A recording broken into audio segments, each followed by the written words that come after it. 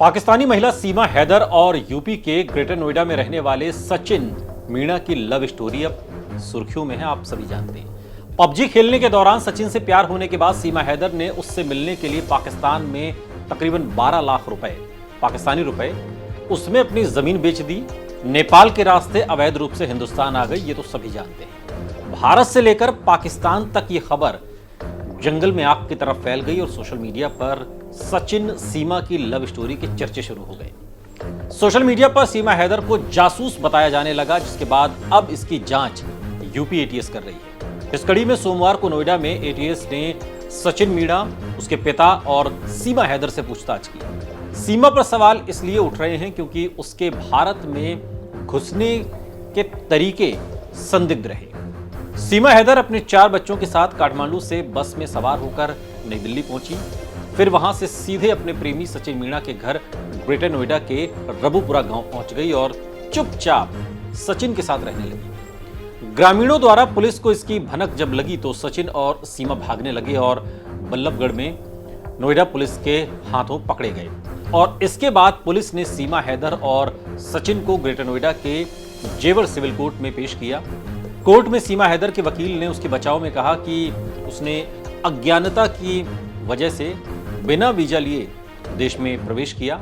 और इतना ही नहीं, उसके वकील ने कोर्ट में यह दलील भी दी कि सीमा हैदर के 4 बच्चे हैं और उसमें कुछ की उम्र 6 साल से भी कम है।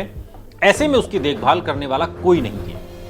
सीमा के वकील ने कोर्ट से कहा कि उसने किसी गलत इरादे से नहीं बल्कि अज्ञानता की वजह से सिर्फ प्रेम में पड़कर बॉर्डर पार किया है, इसलिए उसे जमानत दे दी जाए। इस पर जज नाजिम अकबर की कोर्ट ने जमानत के लिए सीमा हैदर के सामने 3 शर्तें रखी। कोर्ट ने सीमा हैदर को जमानत देने के लिए जो 3 शर्तें रखी थी, उसमें पहली शर्त यह थी कि सीमा स्थानीय पुलिस अधिकारी को बिना जानकारी दिए देश नहीं छोड़ सकती। कोर्ट की दूसरी शर्त यह थी कि वो बिना जानकारी दिए अपना पता नहीं बदलेगी और अगर ऐसा करती है तो नए पते की सूचना कोर्ट में देगी। इसके साथ ही कोर्ट ने सीमा के सामने तीसरी शर्त यह रखी कि वो अब भारत में कोई भी अपराध या गैर कानूनी काम नहीं करेगी। कोर्ट ने अपने फैसले में यह भी कहा कि अगर अभियुक्त यानी कि सीमा हैदर ने इनमें से कोई भी शर्त तोड़ी तो अभियोजन के पास कोर्ट में उसकी जमानत को रद्द करने की प्रक्रिया शुरू करने का विकल्प मौजूद रहेगा।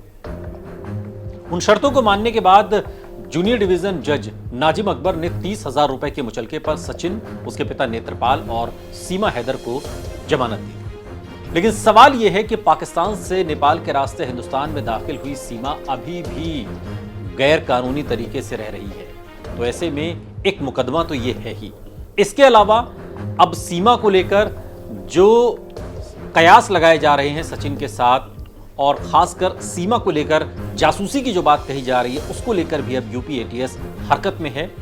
जांच चल रही है, पूछताछ हो रही है। अब एक राज सीमा हैदर से उगलवाने की तैयारी है कि आखिर किस मकसद के साथ सीमा हैदर हिंदुस्तान में दाखिल हुई है। ये वीडियो आपको कैसा लगा कमेंट बॉक्स में हमें जरूर बताइएगा। साथ ही ऐसे और वीडियोस के लिए सब्सक्राइब करिए हमारा यूट्यूब चैनल आज तक।